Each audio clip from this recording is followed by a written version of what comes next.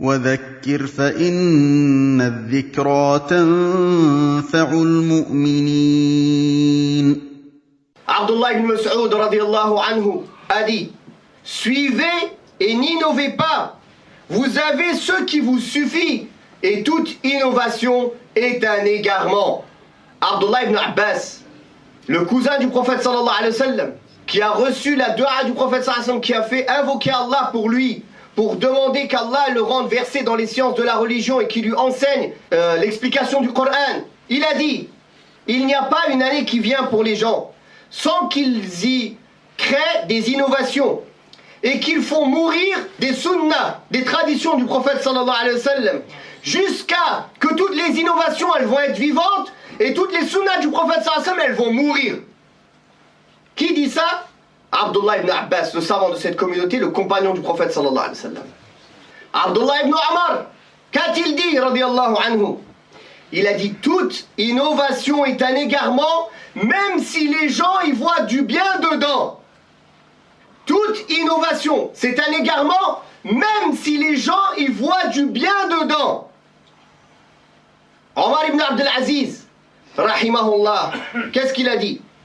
Le messager d'Allah sallallahu alayhi wa sallam a laissé des traditions. Et les chefs après lui parmi les califes, ils ont laissé des traditions. Celui qui suit ces traditions-là, il est bien guidé. Celui qui demande l'aide d'Allah en s'attachant à ces traditions, Allah va l'aider. Mais celui qui contredit et qui suit un autre chemin que le chemin des croyants, qu'est-ce que c'est le chemin des croyants? Le chemin du prophète sallallahu alayhi wa sallam et des compagnons. Wallahu Allahu ma tawalla. Allah il le retourne sur ses pas. Wa aslahu jahannam. Et il le brûle en enfer. Et quelle mauvaise demeure.